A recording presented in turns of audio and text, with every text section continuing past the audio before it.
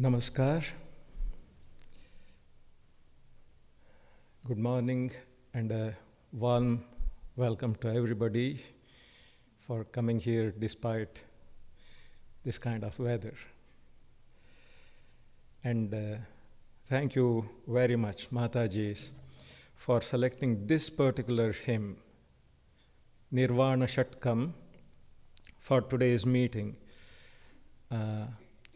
It's an excellent and a really very fitting prelude to today's talk.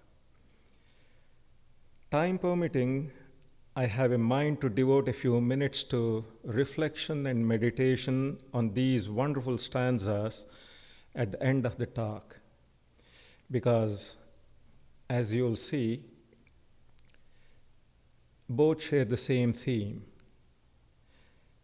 So let me first read out a free translation of the stanzas.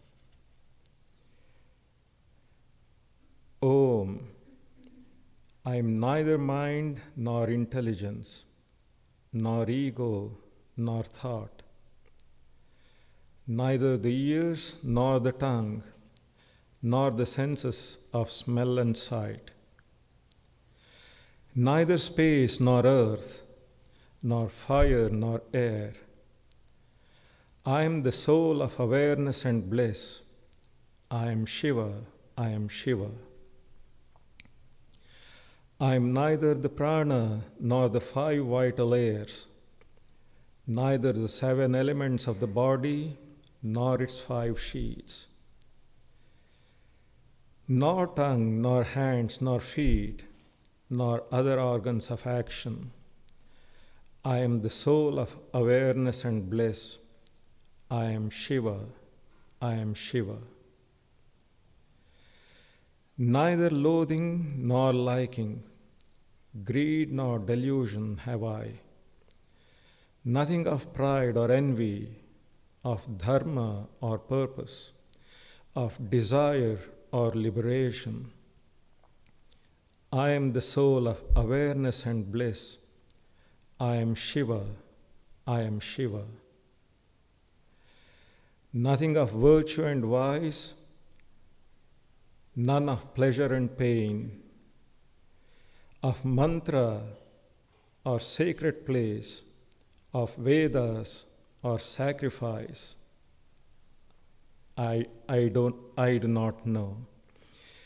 Neither am I the eater, the food, nor the act of eating.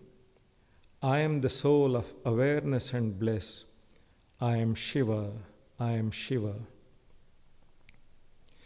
Death or fear I have none, nor any distinction of caste. Neither father nor mother, nor even a birth have I. Neither friend nor comrade, neither guru nor disciple. I am the soul of awareness and bliss. I am Shiva, I am Shiva. I have no form or fancy, the all-pervading I am. Everywhere I exist, and yet am beyond the senses. Neither salvation am I, nor anything to be known. I am the soul of awareness and bliss. I am Shiva, I am Shiva.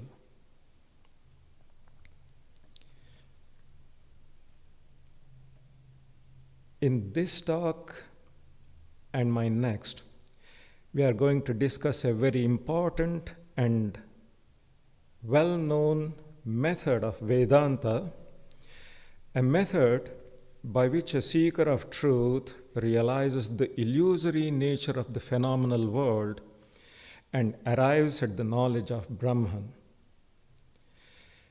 It's a twofold method. The first part is known as Adhyāropa or superimposition, and the second part is known as apavāda or negation. In this talk, we'll take up the first and deal with the second next month. Vedanta philosophy describes in great detail the distinction between the seer and the seen. They're also known as the subject and the object, the ego and the non-ego. The seer is the perceiver. It is identical with the subject, the ego, and it is conscious and intelligent by nature. The seen is what is perceived, and that is identical with the object, the non-ego, and it is insentient by nature. So the seer and the seen are mutually opposed, like light and darkness, as Sri Shankaracharya famously said. Yet it is a matter of common experience that in everyday practical life, we don't distinguish between the two. Through ignorance, we apply the attributes of the one to the other. The subject is confused with the object, and the object is mistaken for the subject. This mix-up is evident in our daily thought and action. It finds expression in our ordinary speech. This is I, that is mine. The I, or the subject, is by nature pure consciousness, but we misidentify it with material objects like the body or the mind, or with possessions and belongings. On account of ignorance, we associate the seer with the characteristics of the body, like birth, growth, disease, and death. We say, I was born, I have grown, I am ill, I am dying. And due to the same ignorance, we also associate the seer with the properties of the mind and say, I am happy, I am sad, I am pleased, I am angry. Now, discernment between the seer and the seen is the prerequisite for the knowledge of the self. The seer, the eternal self, is the unchangeable and homogeneous consciousness or knowing principle, the subject, and the real ego. The seen is what is perceived. It is matter, multiple, and changeful. The seer is able to perceive an object because it is non-dual in nature. The eye sees diversity of color and form in the outer world because it is, relatively speaking, it is one and unchanging. In turn, the mind, relatively speaking, one and changeless, is the perceiver of the eye's changing characteristics, like blindness, dullness, or sharpness. Finally, the mind itself, characterized by thought and desire, is an object perceived by the self or pure consciousness. This consciousness is free from all changes like birth, growth, decay, or death. If consciousness itself possessed these attributes, then there would have to be someone else as their perceiver. Who would that perceiver be? Another consciousness, another self? And who would be the perceiver of the second consciousness? The inquiry ends in an infinite regress. The existence of the self or pure consciousness can never be a matter of doubt because the doubter himself is that consciousness. The self cannot be denied because the denier himself is that self. So the presence of an indisputable self or consciousness has to be assumed in all acts of thinking. That is why Vedanta states that all entities, from gross, tangible objects in the world to the body, senses, and mind, everything belongs to the category of the seen or the object. It is all insentient and changing. But the self, which is the real seer or subject, that is unchanging consciousness and can never be imagined to be non-existent. Vedanta declares that there cannot be an absence of consciousness in the knower. Consciousness is the very stuff of the knower.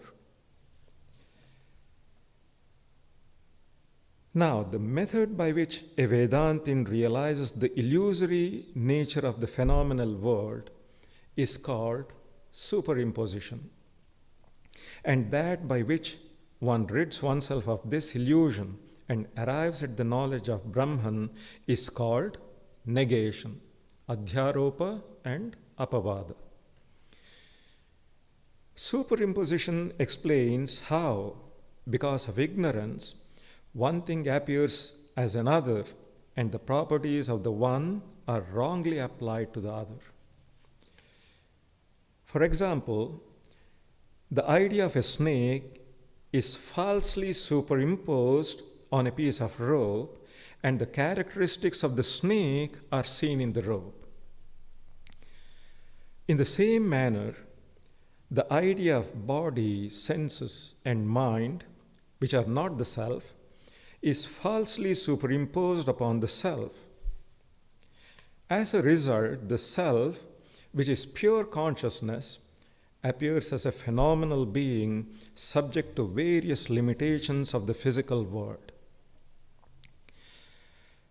And because of this same mysterious ignorance, the qualities of the self are superimposed upon the non-self, and the non-self appears to be conscious, intelligent, and full of bliss. It is because of this ignorance that the universe of names and forms appears to have a reality, though reality is an attribute which in fact belongs only to Brahman or the Absolute.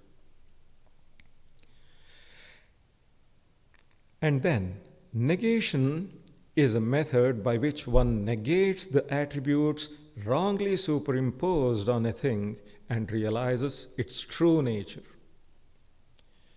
How? Through discernment, by separating fact from fiction. By negating the attributes of the illusory snake, one discovers the true nature of the rope. By negating the attributes of the non-self, one discovers the true nature of the self. And by negating the attributes of the relative world, one discovers the true nature of Brahman. Here we need to keep one important point in mind, and that is, the attributes falsely superimposed upon a thing can never affect its true nature. So I'll repeat it once again. The attributes falsely superimposed upon a thing can never affect its true nature. The illusory snake cannot change the nature of the rope. The cover of clouds cannot change the nature of the sun. And in the same way, the superimposed attributes of birth and death, of pleasure and pain, cannot in any way change the true nature of the self. Reality is unaffected by appearance. Let us now quickly review whatever we have learned of Vedanta from all those books and lectures that we have gone through. The Supreme Self, we have seen, assumes through Maya a body, or appears to have assumed a body. It becomes finite and individualized. Under the control of Maya, this embodied soul cherishes various desires and binds itself by its own actions. Then, forced by the results of those actions, it takes on diverse bodies, becomes totally involved in transmigratory existence, and roams about in higher or lower worlds, overcome by the pairs of opposites like good and evil, joy and sorrow, pleasure and pain. This is the nature of the embodied soul. But this individualization is neither final nor real, because all the while its immortal self remains perfectly unattached. In addition to the physical body, this individualized soul is associated with the sense organs, the mind, and the vital force. There are 10 sense organs, and all of them are subordinate to the mind, which is the central organ. The organs of perception are the eyes, the ears, the tongue as the organ of taste, the nose, and the skin. The organs of action are the hands, the feet, again the tongue, but this time as the organ of speech, and the organs of evacuation and generation. What we need to understand here is that the real sense organ, the eye, for instance, is not the visible outer organ, nor is it the nerve that connects it with the brain. The real organ is a subtle organ, something made of extremely fine matter, which functions through the physical instrument. So the organ of seeing doesn't mean the outer eyes, but an organ made of fine, intangible matter. It is one of the constituents of the subtle body which is not destroyed at death. The sense organs don't function in sleep. During sleep, they are gathered into the mind. The mind, as I said, is the central organ. In Vedanta, it is also called the inner organ, antahkarana. The organs of perception carry impressions to the mind, and the mind shapes them into ideas. Not only that, it also changes the ideas into resolutions of the will. We know the mind functions in 4 phases. Depending on the mode of function, the one and the same inner organ is known by 4 different names. The mode which creates doubt or uncertainty, vacillation, is called mind, manas. The mode which decides or determines is called intellect, buddhi. The mode that acts as the storehouse of memory is called mind stuff or chitta. And the mode which produces I consciousness is called ego, ahankara. Let's try to get a clearer idea. The mind is that function of the inner organ which thinks, deliberates, considers the pros and cons of a situation. The intellect or determinative faculty is the second function of the same organ by which the doubt is resolved and a conclusion is reached regarding the nature of the object. The mind stuff is the third function of the inner organ. All our memories and tendencies rise from there. And the ego or I consciousness is the fourth function which identifies the self with the body-mind complex. They are all just different modes of the same inner organ. So these functions are sometimes loosely described by the general term mind. According to Vedanta, even the mind is material and non-luminous in nature, because it is also produced from material elements. Primordial matter includes everything: inorganic, organic, and psychic. The luminosity, that is to say, the capacity of illumining or expressing an object, the luminosity of the mind, the intellect, memory, and eye consciousness is all derived from the self-luminous Ātman. So, up till now, we have discussed only the material aspect of the individualized soul. If we probe deeper, what is the power that keeps the soul's gross and subtle bodies alive? That is the vital force, prana. The vital force is a manifestation of cosmic energy inside this body. This is what keeps the body and mind alive, because it is active both in waking and in sleep.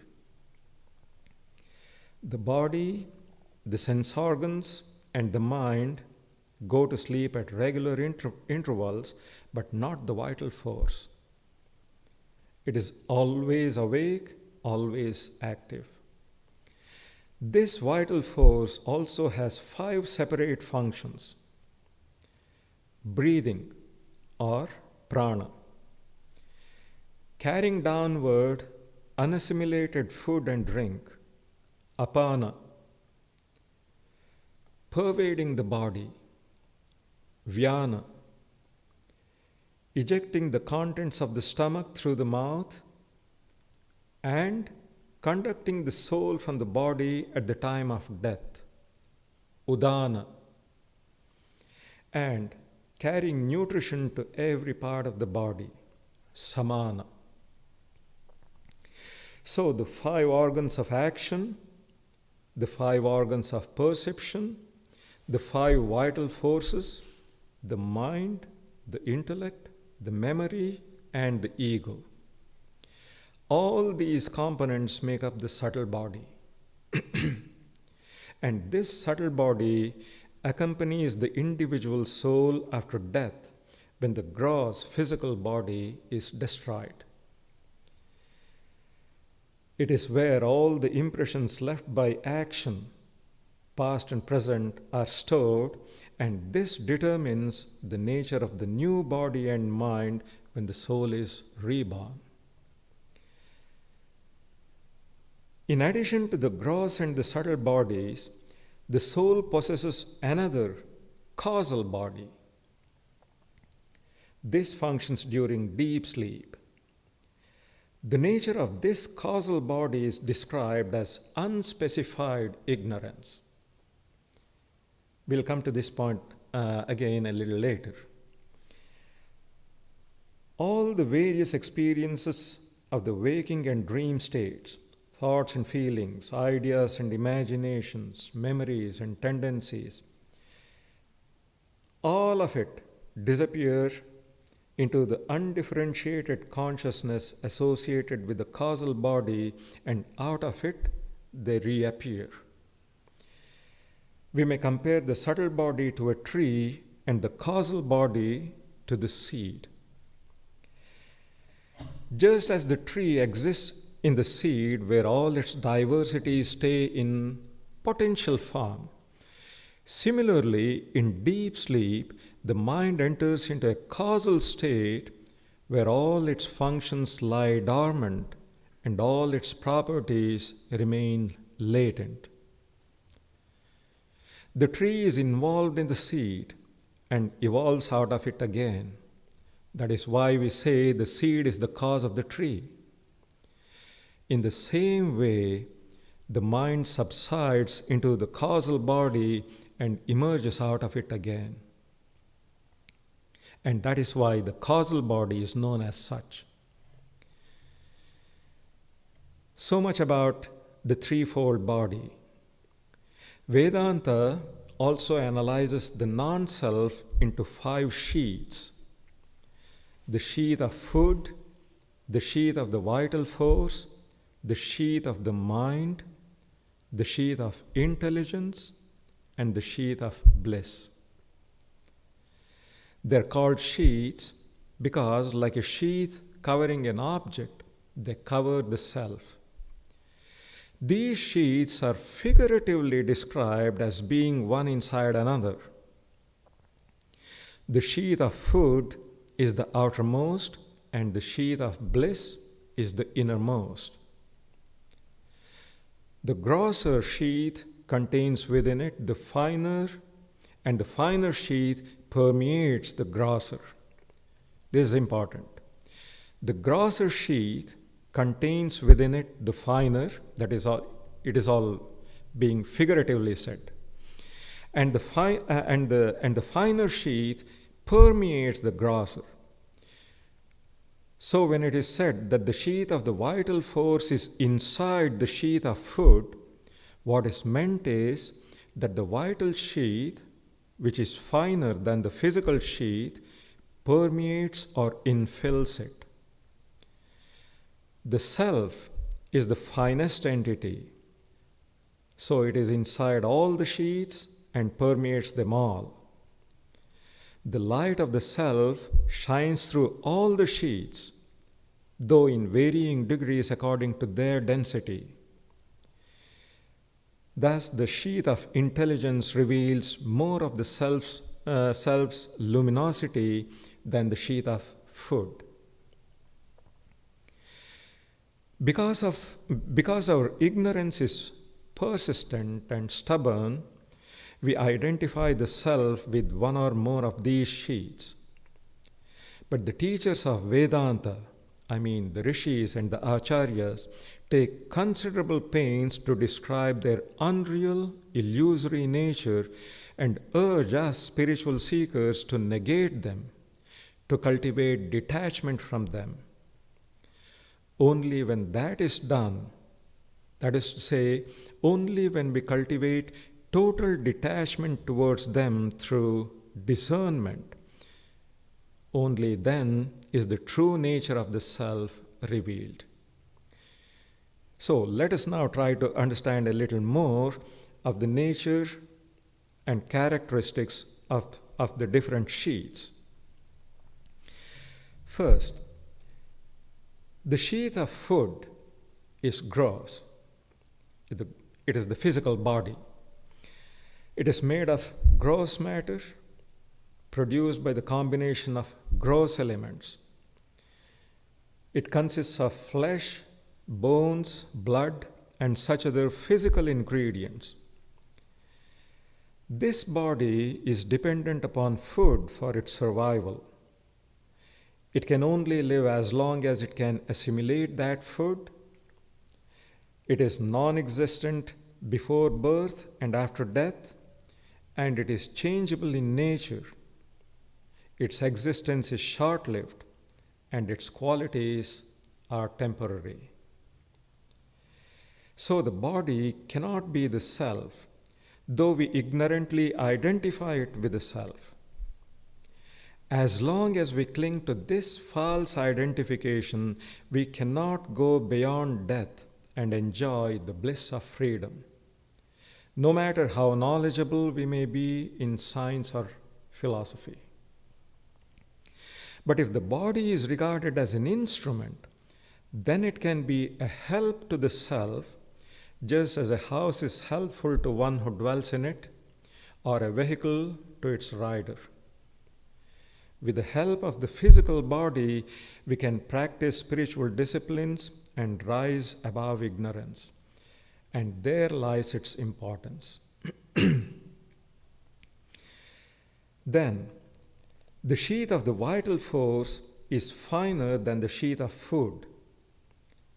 This sheath is constituted by the fivefold vital force together with the five organs of action. So, prana and the karmendriyas.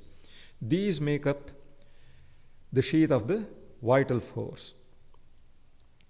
This is what drives the body to action. When the self is identified with this sheath, it manifests its active nature. It enters the body at the time of conception, produces the feelings of hunger and thirst as long as the body is alive, and leaves the body at the moment of death. But being insentient and limited, the sheath of the vital force also cannot be the self. Next, the sheath of the mind is finer than the sheath of the vital force. The volitional faculty, what we call Ichcha Shakti in Sanskrit. The volitional faculty and the five organs of perception, the five jnanendriyas, they together constitute this sheath. When the self is identified with this sheath, it assumes the characteristics of the mind and experiences the diversity of names and forms. It is this sheath that creates the idea of difference of ego and non-ego, of I and not I. All sense of difference exists in the mind alone. The phenomenal world is perceived to exist because of the mind. This mind is the seedbed of desires, and it impels the senses to activity for their fulfillment. Roused by desires, it becomes aware of sense objects, gross and subtle, enjoys them, and becomes attached to them. When it is swayed by passion, greed, and anger, the mind creates bondage, and freed from them, it shows the way to liberation. The goal of spiritual discipline is purification of the mind, which is attained through the practice of discernment and dispassion, viveka and vairagya. However, the mind is a product of ignorance. The sheath of the mind is made up of fine material particles, which means it also has a beginning and an end and is subject to change. Moreover, it is characterized by pleasure and pain, so it cannot be the self. It also belongs to the category of the object.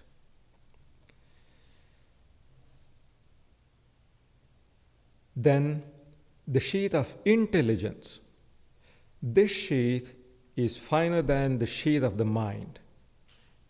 It is constituted by the cognitive faculty, jnana shakti, together with the five organs of perception, again, jnanendriyas. This sheath is also insentient because the intellect itself is an organ. Like the volitional faculty, the cognitive faculty also is a function, a mode of the same inner organ, so it is also matter. It appears intelligent and conscious because it is subtler and therefore closer to the self. On account of this nearness, it reflects the intelligence of the self. This reflection is what is called the individualized soul, technically called the Ātman.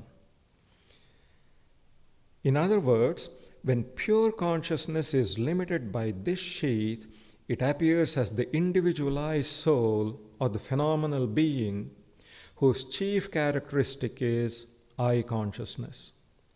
Because of this limitation, the self forgets its true nature of infinity and blessedness and feels that it is an agent or doer, an enjoyer or experiencer of happiness and misery.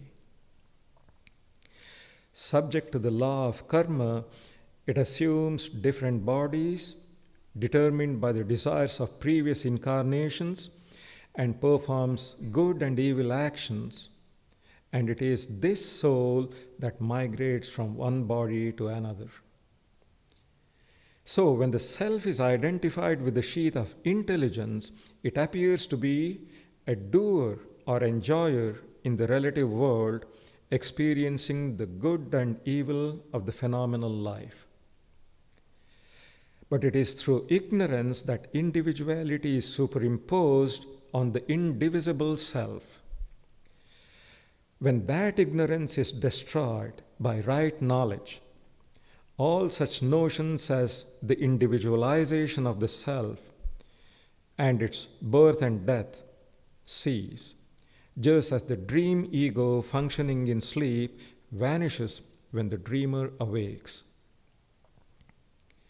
The false superimposition which accounts for the individualized self can only be destroyed by right knowledge of Brahman and not by any other means. So now, a living being has three main characteristics: knowledge or cognition, will or volition, and activity or operation. The power of knowledge, Jnana Shakti, is a quality of the intelligent sheath. The power of will, through which an action is performed, that is Ichha Shakti, is a quality of the mental sheath. But no action is possible without vitality or energy. And this power of operation, that is Kriya Shakti, is a quality of the vital sheath. When pure consciousness is limited by these three sheaths, it becomes endowed with knowledge, will, and activity, jnana, ichha, and kriya. The division is made according to the respective properties of the sheaths. These three sheaths together make up the subtle body which, after death, accompanies the soul in its transmigration. Finally, the sheath of bliss, the fifth sheath, is subtler than the sheath of the intellect. The chief features of this sheath are joy and rest. The joy that we experience when we come into contact with a delightful object, and the rest that we experience in deep sleep. In the waking state, it is usually experienced when we are intensely absorbed in, say, art, science, or philosophy. When we are in a condition of near total self-forgetfulness, when the ego seems to have subsided. It is also felt as satisfaction, fulfillment, or inner peace when we reap the result of a good action. This is something interesting and important to know. A virtuous person feels it in a small measure and without the least effort when their virtuous deeds bear fruit.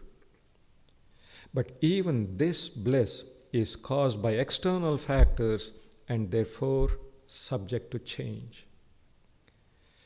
These are all partial manifestations of bliss known in the waking state or in the dream state due to pleasant memory impressions. The full functioning of the sheath of bliss is felt only in dreamless deep sleep when we remain totally unconscious of suffering of any kind, and from which we awake with a feeling of happiness and relaxation. The sheath of bliss is closest to the self, but it is still not the self. We must not confuse this bliss with the bliss of Brahman, because even this is a product, a modification of primordial ignorance. Ignorance persists in deep sleep. How do we know? The self is omniscient, but the person in deep sleep is aware neither of oneself nor of the outside world. When one wakes up, one says, "I slept happily, I didn't know anything." This is the experience of unconsciousness in dreamless sleep. From the sheath of bliss, we return to the outside world without any change of nature. But the knowledge of Brahman brings about a total transformation of character. This sheath is the causal body. Now, let us bring the discussion to a close. The 3 bodies and the 5 sheaths are all modifications of primordial matter. They are unreal in themselves. They don't possess absolute reality. They appear to be real because the self is their substratum, their underlying basis. Just as a mirage appears to be real because the desert is its substratum. The point is, without an underlying basis that is real, there can be no appearance. But appearance is not reality. We must remember that these bodies and sheaths are not real coverings of the infinite and eternal self. They only look like that when the true knowledge of the self is forgotten. The light of the self shines in varying measure through all of them according to their composition. But when we stop identifying ourselves with these modifications of ignorance, then the full glory of the self, unobstructed by any of them, is revealed to us. Thank you. Now you will see how closely these 6 stanzas of Nirvana is related to the subject of our discussion today. So we still have a few minutes left. I very much would like you to sing that once again, and we will spend about 15-20 minutes in meditation. But Sudhirji, if you'll excuse me, we'll do it without any accompaniment, just the songs, so that, yeah, of course, the harmonium if you want, so that it is good for meditation. Yes, yes. Okay.